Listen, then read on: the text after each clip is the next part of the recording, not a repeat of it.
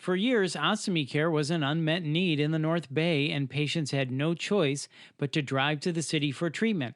The MarinHealth Ostomy Clinic was founded to enable patients to receive essential care close to home. The clinic is an outpatient service at MarinHealth Medical Center available to all patients in the community. So let's learn more with Jean Wize, a certified ostomy wound nurse and supervisor of the Wound and Ostomy Services at MarinHealth, and Alice Basch, a certified ostomy wound nurse and ostomy care specialist at MarinHealth. This is the Healing Podcast from MarinHealth. I'm Bill Klaproth. Jean and Alice, thank you so much for your time. Jean, let's start with you.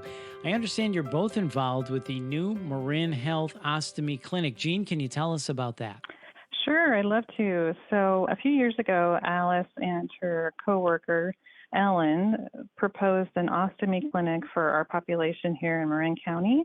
Alice has been an ostomy nurse since the 1970s, and she saw that there was a need in Marin County for a clinic to care for our patients who have surgeries for ostomies, as well as other issues related to the ostomies. We were lucky enough to have the backing of Drs. Stahl and Dr. Minnis, two of our surgeons here at the hospital, for the ostomy clinic, and we were successful in opening the clinic in spring of 2020, and we've seen our first few patients, and it's been very rewarding.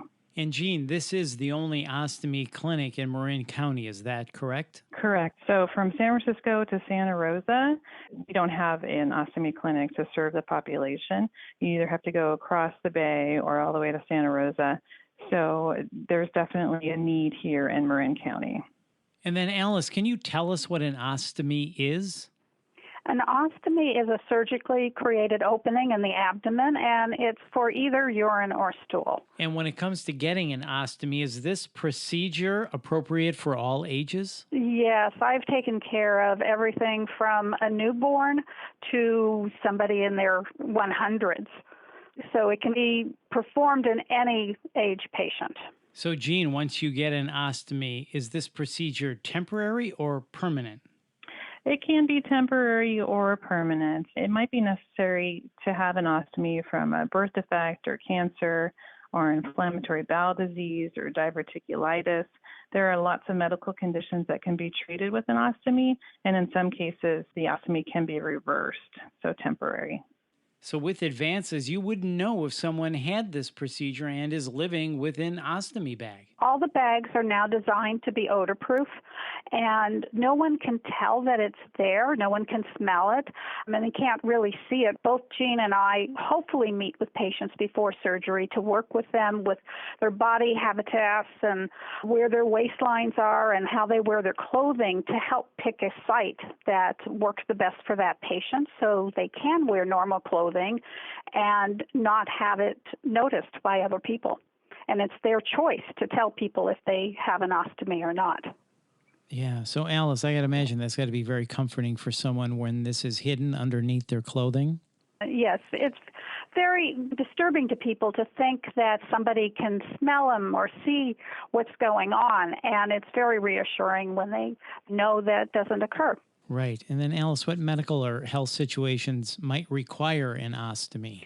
Well, as Jean said, it can be from a birth defect. The most common reason is either diverticulitis or cancer, either of the bowel or the bladder.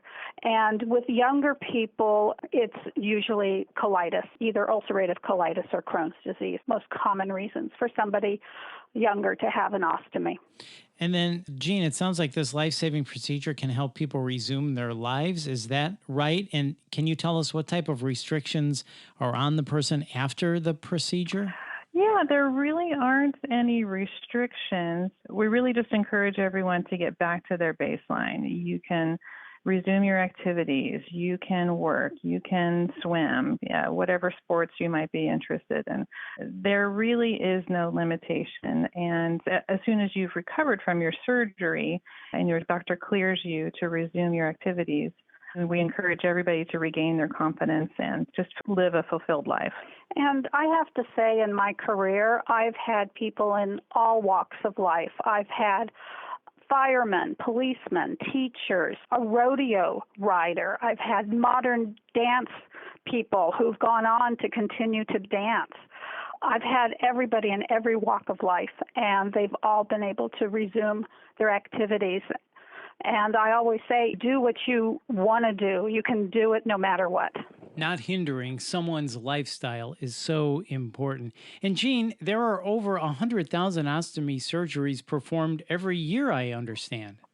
That's true. According to the United Ostomy Association of America, they're a really great resource for ostomy patients. And we have a Golden Gate chapter here in Marin County that serves our local population. Their estimate is between 500,000 and 750,000 people have ostomies in the United States, and about 100 to 120,000 patients have surgery for various different types of ostomies.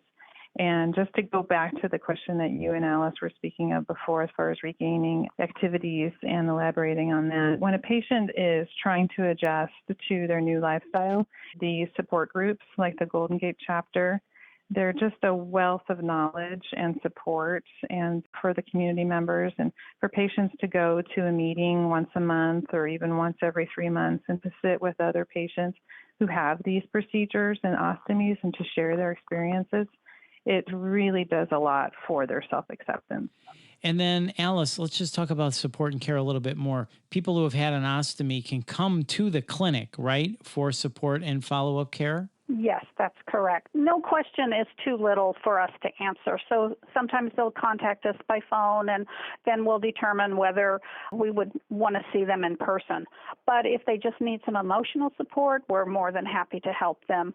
Or coming up with ideas on how to travel or where to get supplies, or if they're having some sort of issue, they'd like the pouch to stay on longer, or they're having some skin issues. So whatever their reason is, we're more than happy to see them. And Jean, how does someone get referred to your clinic?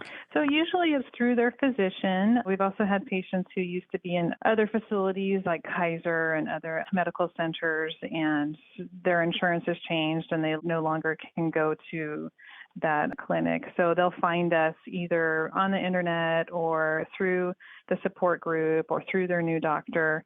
So there's various methods of finding us, but we're really trying to get the word out and letting all the physicians in the area know that we have this service to provide. And it is a fabulous service. Jean and Alice, thank you so much for your time today. We appreciate it.